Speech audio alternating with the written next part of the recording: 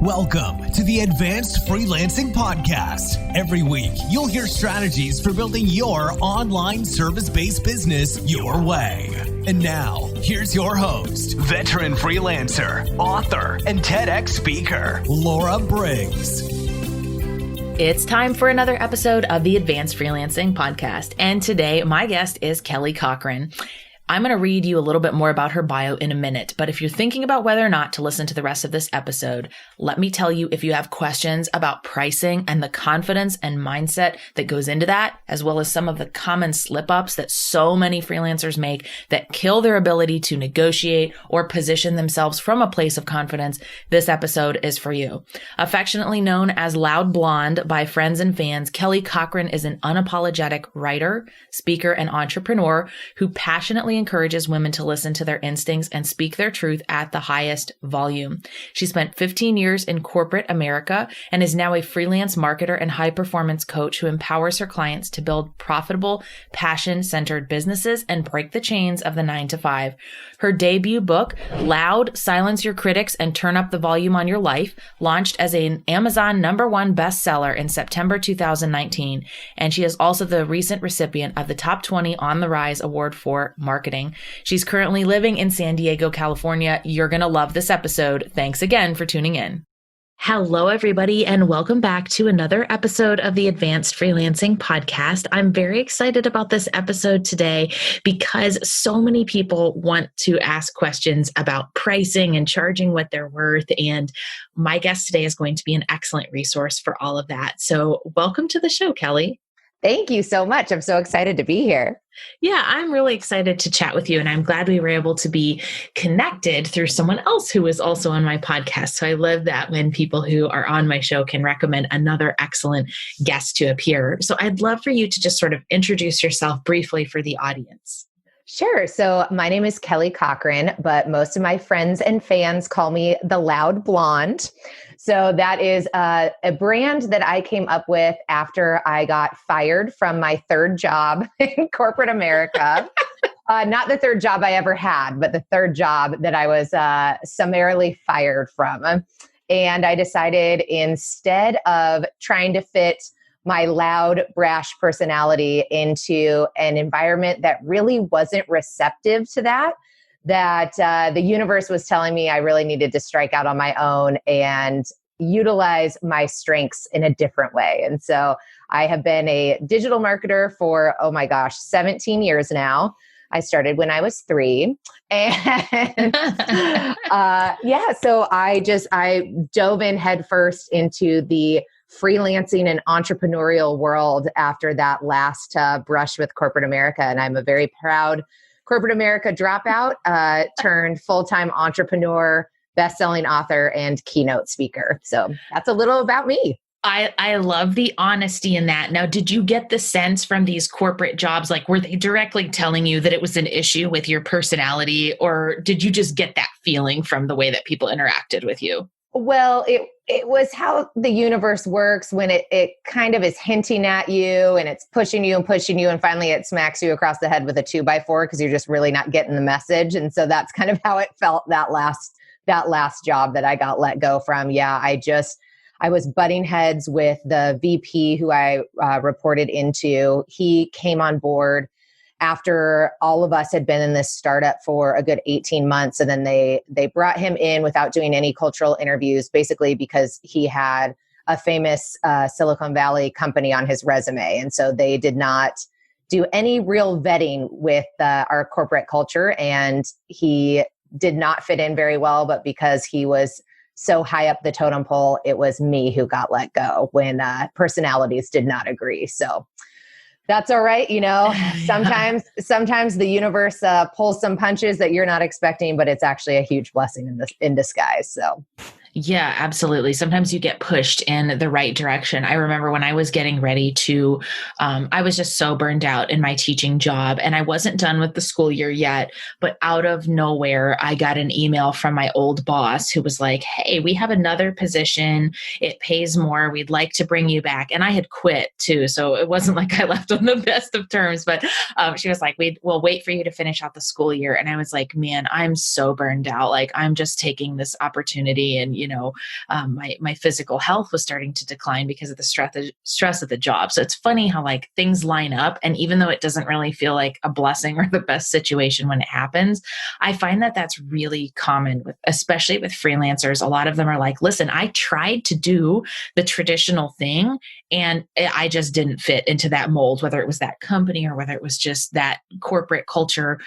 overall. And so I'd love to chat with that, chat about that, making that transition from the 9 to 5 and not just the actual like strategic steps that you have to take when making that transition, whether it's on purpose or whether it's something that's more of a sudden move, but what are the mindset pieces that you think go along with making that kind of change in your life? I think one of the biggest things that people don't realize when they get out of a corporate structure is all of a sudden there's no one else telling you what to do with your time and no one else providing this strategic vision from the top down that you are then employed to follow. You become the sole owner and employee at the same time, which is really a mindset shift that you have to make. And it really trips up a lot of people when they start freelancing because they don't know what to charge for their services. They don't know how to value their time more as a CEO than just an hourly employee. And so I think that getting your mindset right around you are now the expert in your own business. So for me, when I started out, it was, okay, at the time I had about 15 years of digital marketing experience in SEO, copywriting, branding.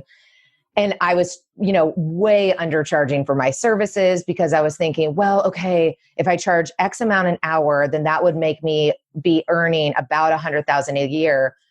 But what you have to shift your mind away from is charging per hour as you would get paid in corporate America, because you're not getting the benefits of corporate America. And also you're severely undervaluing all of the experience that leads up to you becoming a freelancer. And so I would say just really shifting your mindset to doing project-based pricing and thinking of yourself as a CEO of a company instead of an hourly employee is a big one. Yeah, I think a lot of freelancers, when they get started, they're so thrilled by the opportunity to make kind of any money in the digital world outside of their traditional job culture that they think, well, my employer was paying me $25 or $30 an hour, so that must be what I should charge. There's almost this like, that's what I'm worth because that's what somebody else told me I was worth. And so I'm sure that's all I can possibly command in the market. Aside from the length of time that you've been doing something, I mean, what else do you factor in when you're setting your rates for project-based pricing? I mean, yeah, how many hours it's going to take, how many different steps it's going to involve with the client, how involved the client needs to be. If it's something really quick where I'm doing something like SEO on a website that already has some pretty good copy on there, they're just having me do some like keyword research and then create their meta tags and things for them. That's super easy and fast. I'll charge way less for a project like that because it's really not going to take me a lot of time. And because that's one of my strengths is doing that type of work. If it's something where it's going to be much more involved and involve a lot of hand holding with the client, involve a lot of back and forth, like let's say you're a graphic designer, if you're doing a full rebrand or a full brand of a new business, I mean, that's going to require a lot of conversations with the client to get really clear on who their avatar is, get really clear on, what their pricing structure is going to be, what their products and services are, setting up their website, setting up their brand colors, all of that stuff. I mean, that would be just a really, really high ticket item. So definitely the time and the amount of hand holding. Also, there's a fun thing in freelance world where if a client is going to be a little bit harder to handle, you can also upcharge for those clients. Yes, you can, because they will either run away because they think you're too expensive and you might have saved yourself a massive headache, or sometimes they will just turn around and be like, yeah, that's fine. And it's almost like you've charged them a fee for being a little bit annoying or difficult to handle or kind of asking for too much. So I love those tips. Now, a lot of people struggle when they're first starting out because, maybe they did some of their freelance skills in their job. So maybe it was like a graphic designer that, did some some stuff at their job that related to their new freelance service. But if you're not sure how long a process might take you when you first start out, does it make more sense to go hourly and then figure it out? Or would you recommend that you still just try to take an estimate and use that project-based pricing? So it's been my experience that it always works out better for me to do project-based pricing. For me, I feel like I can charge more, and I usually here's my advice. Always overestimate the time it's going to take you, because you can always overestimate and deliver it faster and under budget. But clients hate when you go over time and over budget. So just get really, really good at padding your numbers when you first start out. And then the longer that you do these certain types of projects, you'll know how long it takes you to do a logo design. You'll know how long it takes you, to write copy for 5 to 10 pages of a website. But if you don't know that at first, definitely give yourself way more time than you think it's going to take. That's a great recommendation. And sometimes if you are stuck in a situation where you have to do hourly because maybe it's something like editing a book and you don't know how difficult it's going to be until you get in it, you can still give the client an estimate of the overall hours involved. Just give them a range. And that way you're not under delivering or anything like that, but you're being very cautious to say I've taken a look at one chapter and you have 10 total. So if everything looks about the same as this one chapter, I'm going to give you a range of 25 to 30 hours for me to complete this. But I completely agree. Clients, it's actually one of the reasons that they hate hourly pricing to begin with, because they always feel like you're going to send an invoice that's for more than what they expected. And there's that gotcha surprise billing that freelance clients just really hate. And so even if your price is pushed up and padded a little bit, I think clients are more comfortable with that than with you saying something like,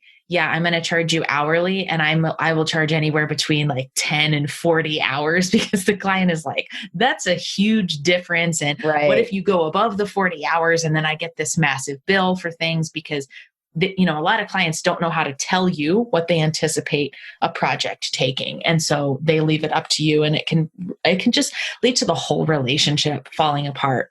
Now, well, and just to that point, just psychologically, when you're quoting a price and you're saying, okay, I charge $100 an hour, mm-hmm. even if you say, I estimate that this will take around 15 hours, they have that 100 number in their head. They're mm-hmm. not doing the math in their head. Yeah. Instead of you quoting them, okay, I think this project, I've looked at this project, and also never quote something without really digging into what the requirements are. Yeah. I think that's a rookie mistake too, is you glance at something because you're busy or you just really are excited about getting a new client and you really don't dig into what exactly they're wanting, and you underbid it. But yeah, so in that case, if I was saying, okay, I can do this project for you for $1,500, I'll get it back to you by this date, then they already have that 1,500 number in their head. So when I give them that invoice for 1,500, they're not going, wait, she said 100. It's like, no, it was 100 an hour. So it's just setting yourself up for success and setting the expectations of your client.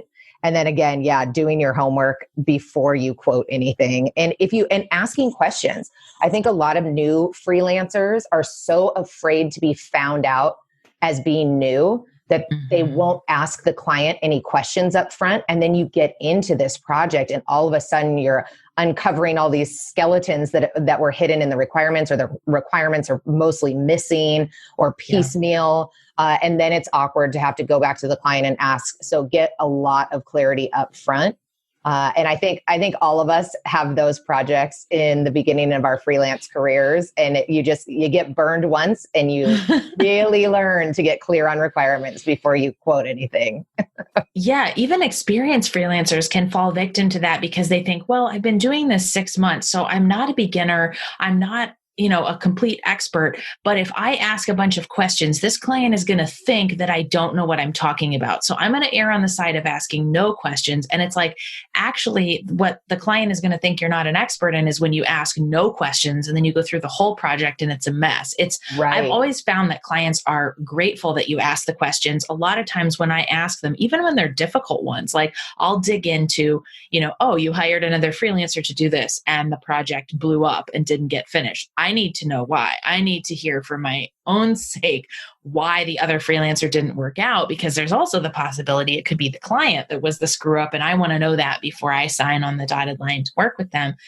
I think clients are always grateful for those questions because they're like, I didn't think about that. I mean, if you're a website designer and you just get on the phone with someone and quote the price and are ready to rock and roll, and they have no branding done, they haven't finalized their logo. I mean, these are all things that are going to slow down your process significantly. And so asking the questions up front and pushing them is not just good for clarifying things, but it can be good for upsells too, because I found a lot as a writer that sometimes the clients don't know what they want, and they might hire you for blog posts or pieces of website content or a press release. But when they get you on the phone and you push and realize they don't really have a content strategy, you can say, yeah, I don't feel comfortable writing until we have an editorial calendar and a content strategy. That's also a service I provide that costs X, Y, and Z. And so if you've already proven your value, the client may be interested in hiring you for that additional work. And it also showcases your expertise, that you're not willing to just dive in and randomly work on a project that has no guidelines or requirements set in place either.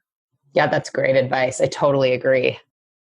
Are you curious about how to get started working as a search engine optimization writer? Always loved writing, but don't understand the technical elements? No worries, you can easily teach yourself. And this podcast episode is sponsored by the Advanced SEO Writing for Freelancers and Bloggers course.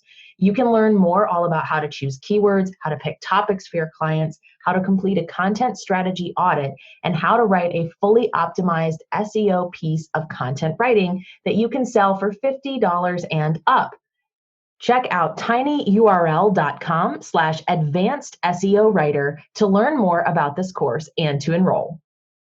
Now, one of the things that drives me crazy about freelancers, so I actually have a rule in my Facebook group. You are not allowed to post questions asking, what would you charge for X, Y, and Z? Because one, pricing is so specific to every individual freelancer. And two, this pitfall of overthinking pricing seems to affect so many people. When I hear someone say that they spent 6 hours on a proposal, they drafted an email telling their client that their rates were going up, and they let it sit there for 6 days. Can you talk a little bit about the dangers of overthinking your pricing and just from the mindset piece that kind of puts you in when you start questioning yourself? I think all pricing issues really fall under this imposter syndrome. It's that you don't trust that you're good enough to charge the rates you want to charge.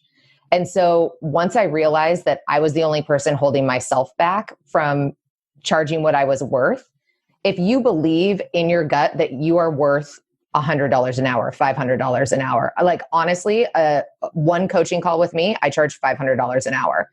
And it's funny, you tell people that, people either are on board or they're not, but I know that's what my time's worth. But it took a long time to get there. And I think a way that I got there was, if I want to charge a certain amount for something, okay, have I ever invested that much money? And I find that a lot of freelancers have never invested that much in themselves, so they're terrified to charge it. For example, I have a client who's a health coach, and she was creating this program. It was 3 months, included an hour-long coaching call every single week for 3 months, running all your labs and reading them all for you, really taking you through a completely customized health plan. And she only wanted to charge $500 for the entire 3 months. And I was like, you're crazy. That is so low. That's insane. And so we worked on pricing with her. And I was like, if you could charge if you knew people wouldn't say no, what would you charge? And she said, well, at least $500 a month. I go, okay, that puts you at $1,500. Have you ever paid a coach $1,500 for anything? She's like, well, no. I said, what's the most you've ever paid a coach? $500. So that mindset, she had a block. Well, I wouldn't pay more than this, so why would anyone else pay more than this? Right. And you're not your clients, 9 times out of 10, you are not your own ideal client. And so that's important to remember when you're thinking about pricing yourself accordingly. I also feel too, when I do pricing, or anything that has to do with like money and numbers with clients, I want to send off that email or send off that proposal with confidence. I feel like you can energetically attach desperation and uncertainty to your proposals and your pricing. And I feel like clients can like sense it, even if it's over an email. If you're like, well, I would charge 500 and secretly you're thinking like, maybe I should knock that down to 200 because I don't really know. And you go back and forth about it. And it's like, it seems to me that when you do that, the client is more likely to almost like quietly pick up on that and be like, oh, well, can we negotiate? 500 is a lot. And you're already in that mental mind space of, yeah, I knew 500 was too much. I should drop it down. And I just feel like it doesn't do you any favors to send out contracts and pricing like that. I found that sending it quickly too communicates confidence. Like if you take 3 days to come up with what your pricing is, the client is questioning that. They're questioning like, are you researching my company and for some reason charging me more than other people? Am I your first client ever and you don't know what to charge yet? It's so much easier when you can, get off a call in the morning and say, I'm going to have this proposal to you this afternoon or in an hour, because it really doesn't take that long to write it up. And it communicates that you know what you're worth. And so that door for the client wanting to negotiate and haggle is closed a lot when you're like, yeah, here's my pricing information. Or even better, like what you were saying, if you can say it on the call and you feel confident about it, like even better if you can claim it then, but definitely shortly after you talk to the client. I totally agree with that. Another thing I see people do is when they give their first price, they include an automatic discount. For what? Why are you your price is your price. Yes. Like if someone quotes me something and they're like, but for you, I'll throw in a 10% discount. I'm like, okay, that's cool. But like, I would have paid the full price. So you just gave me 10% off the top for no reason. Like that's kind of you, but you didn't need to do that. And I see that all the time with people. Or when someone sends you a proposal and they're like, my rate is X, but it's negotiable. Like you've already told me I can totally challenge everything about your pricing as a client because you threw out the word negotiable right away. I'm like, why? $500 or best offer. Like this isn't a Craigslist ad. Yeah, exactly. You're not trying to sell your couch here and just get whatever you can out of it. Like you have to claim ownership of what you charge. And I agree, if there's a good reason to give somebody a discount and, like I often tell this to my private coaching clients, like if you can get them to sign a 6-month contract instead of 4, yeah, sure. Maybe you consider giving them a slight discount to get them on your books longer and to have that cash flow predicted. But if it's just random where it's like you met this person today and you're giving them a 10 or 15% discount just because, all that reads as is desperation and I'm not sure of myself, or I really need the money. And so I really hope you take this and I'm giving you a deal in the hopes that you will take it. It just doesn't, it makes the client actually question why you're doing that. And the same when you charge too little too. I had a client call me out once. I've had a coaching client and freelance clients who called me out. I had a intake coaching call once. And the person on the other end of the line said, oh, that's all it is to coach with you? I would have thought it was way more. And I'm like, oh crap, I'm really undercharging. Cause like the perception. As you're kicking yourself going, no. I'm like, oh, how much would you have paid? Exactly. Cause you're like, this person has the perception that my coaching is worth much more. Why don't I? Right. And I once had a freelance writing client who told me that too. He's like, your prices are so low that I'm concerned about the quality. And I was like, I never thought about that. Like he's thinking cheap is cheap and it's crap too. And so it really causes you to rethink how you revisit things. So what do you recommend for getting out of the overthinking pricing mind space? So I just thought of something as you were talking about if you're going to work with corporations. So if you're not working just like one-on-one with another entrepreneur, small business, but your client is going to be a large corporation, they actually have budgets for things like this. So that is actually how you can start thinking about what you can charge them. Ask the simple question, oh, what's your budget for a project like this? Because they have a range. They know exactly what they're allowed to pay a freelancer for. My last job, we had a budget for our search engine optimization company that came in, which, by the way, was $20,000 a month. And so when I went out on my own, that's what helped me charge more. Was I was like, if these guys were getting paid 20 grand a month and barely doing anything over what I was already doing in-house, they just needed more money for their overhead because they had a massive staff. Oh, I can charge way more than what I was making in corporate America, which I think was $45 an hour. Right. So yeah, but just asking what people's budget is a really good start. And then you can actually work within that budget too. So if someone says, oh, hey, I need you to completely help me build a brand new business. Like I have this business idea. I have no idea how to brand it. I don't know what marketing is. I don't have a website. I need all the things. Okay, what's your budget? It's $1,000. Okay, let me tell you what I can do for $1,000. I can help you find a name. We can choose 2 colors and I can build you 1 sales page for $1,000 or whatever it is. But you're not going to build them some 20-page e-commerce site that, is mobile this and does all these fancy things if their budget's $1,000. Or you'll stop the conversation right there and say, oh, you know what? My minimum to work on a project like that is actually $5,000, but I can recommend you to someone else. So talking about budgeting will at least give you a place to start. So you're not thinking, oh, this is a $10,000 project and they have, $1,000 that they're ready to spend. And that brings up this other great point, which is know your client. Like if you're getting on the phone with a nonprofit, they are going to have a limited budget, right? Like you can decide to work on that project to build your portfolio or because you deeply care about their cause, but they are going to have a different budget than a Fortune 500 company or some other business, and if you're talking to the small business owner who just got started, don't allow those people who maybe aren't your target client to tell you whether your pricing is right or wrong, because someone who's starting their own, retail brick and mortar business who is already in this deep for thousands of dollars in a business loan, to them, your $1,000 is like way out of reach. It's not what they were expecting. They don't have the money to pay for it.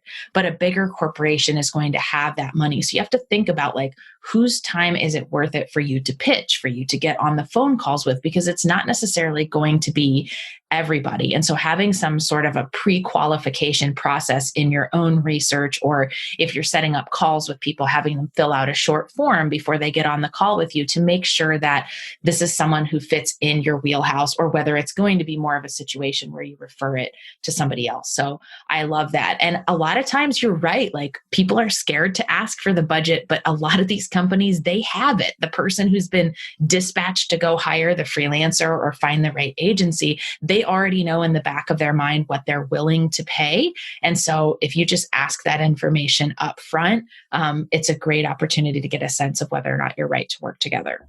Exactly. And it's interesting, just the mindset difference. If you work for a corporation and you're in charge of a budget, let's say you're in charge of $1 million marketing budget a year, you have no personal attachment emotionally to that money. The 1 million, it's a number. It's a number with zeros after it. You look at it on spreadsheets. You make sure that you're hopefully getting a good ROI on it, but you have zero emotional attachment at the end of the day to that money. And I think that freelancers, we need to have less emotional attachment around pricing and around money, because that's what trips us up, because it's so personal when you're trying to live, nickel to nickel when you first start out freelancing and you don't have the safety net of a paycheck every 2 weeks. Everything gets so scary and so personal and so emotionally charged when you ask for money. And it actually, instead of emboldening you to ask for higher prices, it actually, for some reason, makes you scared to ask for the money that you're worth. Because it's a self-esteem issue. And again, it comes back to that imposter syndrome. So I would say, if you can put yourself in the mindset of that corporation, you're managing a budget for your business. And so what is it that you need to charge to pay your bills and live a good life, and also pay you for your experience and your time? Yeah. And recognize within that no matter what you charge, some people will always say you're too expensive. I mean, you could have bottom of the barrel rates and someone will be like, well, I could go overseas and get better. Yeah, I'm sure you could, but I'm not overseas and I don't have the experience of someone who's just starting out overseas. So I'm going to charge accordingly. You're never going to hit the sweet spot where everyone you get on the phone with is like, oh, that sounds great. Yes, let's sign on the dotted line today. But you want to get to a point where those clients who aren't the right fit will disqualify themselves earlier on in the process by sharing that budget with you or by indicating on the first call, oh yeah, we typically pay $10 an hour to all our freelancers. Great. Like, this is a 30-second phone call. Like, there's no way I can work with you. Right. So have a great day, but like, you have to remember that you're never going to convert everybody, but the more confident you are about your pricing, clients can pick up on that. I've just found that my conversion rates are so much better when I'm just like, yeah, this is the price. And let me know if you're ready to move forward, and just like leave it at that. And if they're ready to move forward and you've already positioned yourself with value, they will accept it usually very quickly. And so it's more of the situation that it tends to go into these endless follow-ups, and the client is uncertain when you have been uncertain in your pricing, or when you gave them too many options to choose from. Oh, here's my 17 packages. Don't do that. Don't. The most that clients can usually handle is like 3. And sometimes you can even get away with 2 packages, and it's much easier for them to feel like they're in the driver's seat and choosing when they're picking from packages. But don't overwhelm them. Don't hesitate. Be confident in your pricing. This is all such great information for my audience. I'd love to just transition a little bit here and talk a little bit about your book and like why you decided to write a book. Oh my gosh. I feel like I didn't have a choice. It was one of those things where I had so much anger and frustration inside of me that I had to put it down. It was writing my book was almost like therapy. So my book is called Loud: Silence Your Critics and Turn Up the Volume on Your Life. And I really wrote it. I took almost all of last year. It took 10 months of last year to write it. And it turned into this memoir / self-help book, really for any woman who is tired of slamming her head against that patriarchal glass ceiling. And I couldn't do it anymore. And I was just so mad that I kept getting in trouble for speaking up for myself, for defending my teams, defending my friends, defending other women. And that, even in 2020 in America, that we live in this society where females are still being taught that we can't make as much as men. We're in meetings and told to just sit there and take notes. We're supposed to be quiet and behave. And I was tired of behaving. And so I had to write the book. And it turned into this huge thing that I really feel like is gaining momentum now. And that's what a lot of my keynote speaking is about as well, is just listening to your inner voice. And I think actually that goes back to this pricing thing too, and just listening to your own worth. If you have a gut feeling that a client is just going to be an energy vampire, do not take that client on. I think we all have this, especially women, we have a very strong intuition, but we have been taught that our intuition isn't right because we're supposed to be polite. We're supposed to be nice. We're supposed to be friendly. And so we'll get into the elevator with that sketchy person, or we'll, walk down the dark alley because, oh no, I'll be fine. This is a safe neighborhood, even though your intuition is screaming at you to go the other way. So I encourage you, especially like when you're working with clients and you're first starting out, if you have a gut feeling that someone is just going to take all of your time and energy, do not work with them. You are not that desperate. You will find another client that is the perfect fit for you. And I love, a friend of mine said, if it's not a full body yes, she says no. And I love that. It has to be a full body yes. And that takes confidence too, because obviously in the beginning, every single dime counts that's coming in the door. But I feel like we all take that one client that we know we shouldn't, and you get burned, and then you go, never again. Yes, exactly. And it too. Like your intuition does tell you. I've had so many coaching clients where they're like, well, I got off the phone with this person and I just don't feel good. And they seemed rude and they were yelling at their assistant in the background. And I was like, okay, we don't even need to discuss anymore. Like, this is a no. I don't care if it's $5,000 a month, $10,000 a month. Your body has already told you that you are not comfortable with this particular client for whatever reason. And exactly. I had that same thing happen to me. One of my very first sales calls with a potential coaching client. Oh man, she was someone who just really liked to create chaos and live in that chaos. And I just knew it. Any suggestion that I was giving on this call, there was an excuse for it. And I was like, oh no, she likes living like this. Yeah. And so, I couldn't convert her, and I was talking to my coach, and he goes, oh no, that was a blessing in disguise. That's good. Sometimes you just need to walk away. Yeah, you do. And you feel better about it afterwards too, when you just kind of let it go and say, you know what, my intuition told me for some reason not to do that. I mean, there's been situations where my intuition told me to say no to someone and their business closed 3 months later or whatever. It was just like, yeah, obviously that was not the right client. I'm so excited to read your book, especially because I feel like in the business world too, all of the qualities that we appreciate about great businessmen are interpreted in women as assertive, aggressive, bossy. Overkill, bossy, rude. Like it's just, and it's crazy because it's like we look up to these male role models, but when a woman embodies some of the same stuff, it's just not interpreted the same way. And it's very interesting how often a lot of my coaching clients, we get into things that especially because I work with a lot of women, it gets into like, oh, this is like a gender thing. Like, this is why I think this person on the team did this. And it's like, it's very interesting to see, like, it's sad though, because it's like, why is that still playing out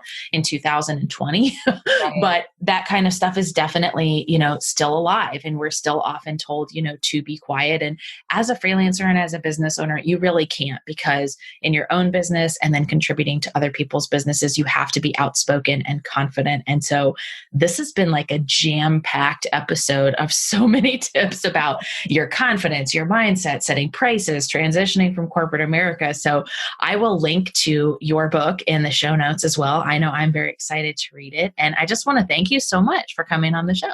Thank you. And yeah, I will send the link, and everyone can download the first 3 chapters for free and get started reading loud. And I encourage everybody to just get loud